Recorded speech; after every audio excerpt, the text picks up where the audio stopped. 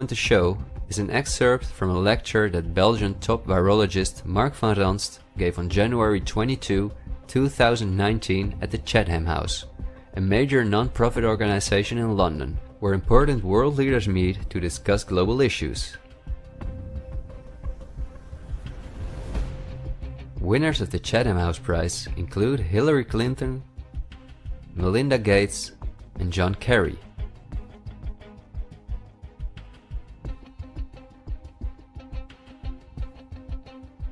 What Van Ranst is discussing is simply shocking. Van Ranst in fact explains how he has fooled the entire Belgian population during the swine flu through fear-mongering, out-of-context mortality rates, and media manipulation. He laughingly explains how he managed to impose the vaccine for the swine flu on the frightened Belgian population, a vaccine produced by the pharmaceutical companies he worked for. Thank you very much, Ab. Thanks for the invitation. And I was asked to tell you about my experiences being the crisis manager, the flu commissioner for Belgium, and highlighting the communication. And then you have one opportunity to do it right. I mean, day one is so important. In day one, you start your communication with the press, with the people, and you have to do it right. I mean, you have to go for one voice, one message. In Belgium, they chose to appoint a non-politician to do that. I mean, I have no party affiliations, and that makes things a little bit, at that time at least, a little bit easier, because you're not attacked politically, majority, minority. That doesn't come into play, and that was a huge advantage. The second advantage is that you can play in Brussels the complete naive guy and get a lot more done than you would otherwise be able to do.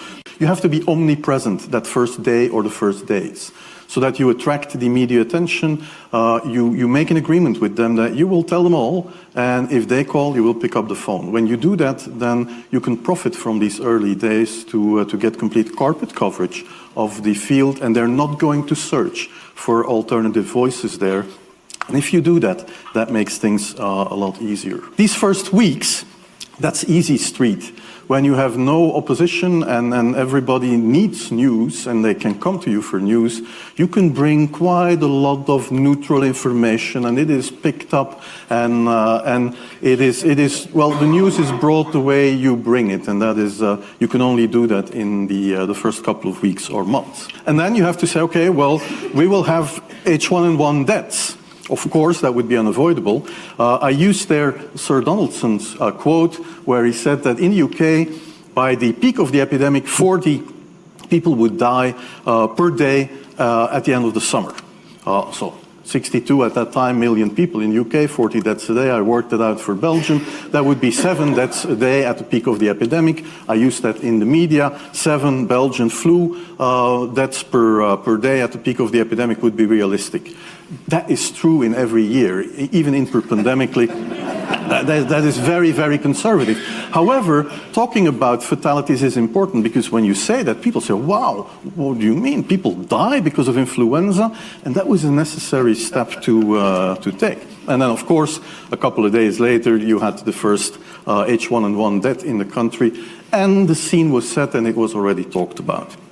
And then you had to pick who is going to be vaccinated first.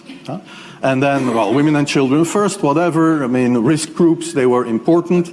And then I misused the fact that the top football soccer clubs in Belgium inappropriately and against all agreements vaccinated they made their soccer players priority people. So I said I can use that, because if the population really believes that this vaccine is so desirable that even the soccer players would be dishonest to get their vaccine, I said, okay, I can play with that. So I made a big fuss about this. This is Van Ranst is raving mad, but it worked. The Chatham House organization is also funded by all major corporations of the elite, the Gates Foundation and the Open Society Foundations.